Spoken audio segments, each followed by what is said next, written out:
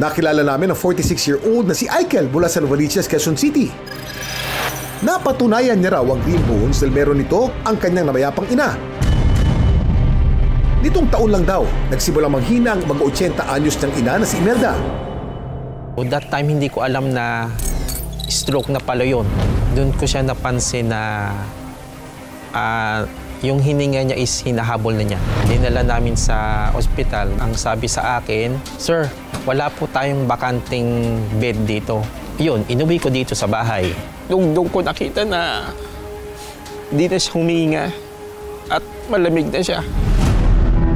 Nang mamatay ang ina ni Aikel, nakakuha raw siya ng free cremation mula sa kanilang barangay. Sabi ko, right after masunog, pwede bang makita ko yung itsura niya? Ang sabi niya sa akin, yung green bone, kuya, yung hahanapin niyo.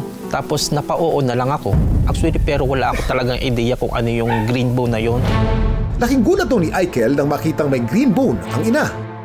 Maliit lang eh. Siguro mga 1 cm lang yung malaki, tapos merong maliliit. And then, inag-offer siya sa akin ng lalagyanan kung gusto kong kwintas. Mula raw nusuotin ni Aikel ang kwintas na may green bone. Nagsimula rin siyang swertihin. Pinost ko siya sa Reels tungkol sa green bone. Marami nag-comment. Nag-start ako ma-monetize sa Reels. Matagal na akong nagre-Reels, siguro 1 year na. Wala naman daw duda, talagang mabuti raw ang kanyang ina nung nabubuhay pa. Hindi siya marunong magalit. Isa sa ugali rin niya is matulungin. Kaya naman si Aikel, hindi na raw tinatanggal ang kwintas niyang may green bone ng ina.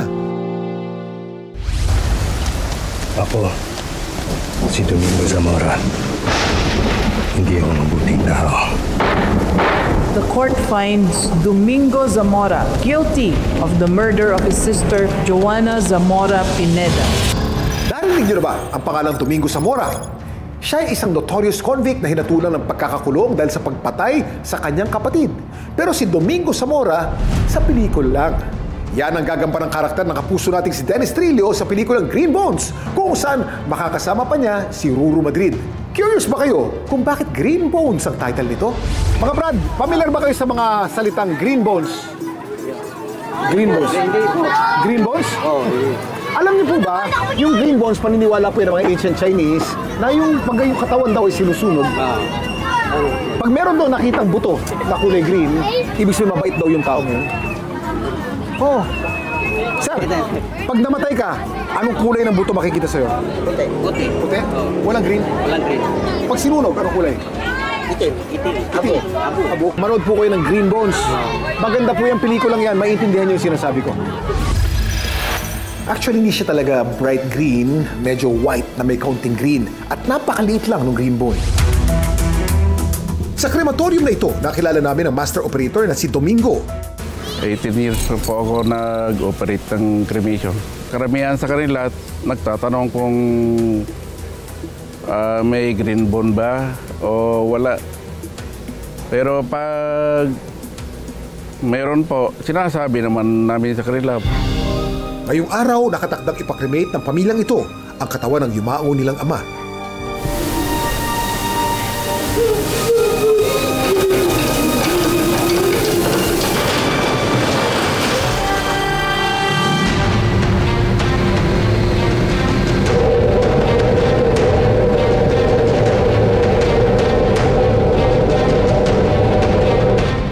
Kaya green bone sa buto niya?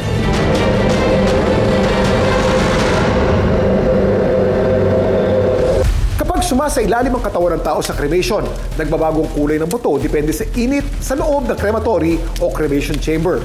Kapag umakyat sa 570 degrees Fahrenheit ang temperatura sa loob dito, nagsisimulang masunog ang mga organikong bahagi ng buto kaya nagiging kulay dilaw, kayumanggi o itim. Kapag umakyat pa sa 1,400 degrees Fahrenheit ang init, tuluyan na nagiging itim ang buto. Sa temperaturang 1,470 degrees Fahrenheit pataas, nagiging maputlang abo o puti ang kulay ng buto depende sa tagal ng oras na ito exposed sa ganito kataas na init. Tayo mong alam, Kuya Kim. Makalipas ang halos 2 oras, ang katawan ni Tatay Elinel, ito na ngayon. Sabay-sabay naghanap ang pamilya niya ng posibleng green bone niya. Maya-maya pa, May nahanap na po na green bone. Ito. inabot ng operator ang pirasong buto nito na anya, green bone.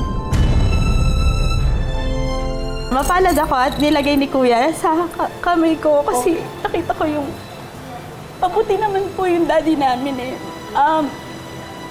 Mahal na mahal niya po kami lahat. Ang green bone ni tatay, sinilid na sa maliit na lalagyan at binigay sa pamilya. Parang kahit nawala na yung pamilya niya or mahal sa buhay na pumanaw na, pag nakuha po sila ng green bone, parang kasama na pa rin nila sila physically. Sa usaping science, bakit nga ba nagiging kulay berde ang buto ng tao matapos dumaan sa cremation?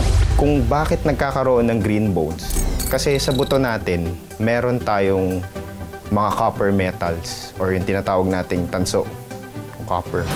Karamihan kasi ng copper sa katawan nandun sa buto kasi tumutulong siya sa nung buhay pa yung tao. Pagka kinekremate natin yung tao, habang naluluto yung buto, naiiwan yung copper sa loob ng buto hanggang sa magkaroon na tayo ng bone ash or yung abo. Kakaroon tayo ng copper oxide. At yung kulay ng copper oxide na yun is green. At yun yung rason kung bakit nagkakaroon tayo nung sa green bones. Depende po talaga siya sa dami ng copper na nakain or na-ingest ng tao nung buhay pa siya para nagkaroon tayo ng actual yung sa green bone sa abo. Ano pa ba ang dahilan ng pagkakaroon natin ng green bones? Lagi pa rin nating piliing maging mabuting tao. Dami mong alam, Kuya Kim.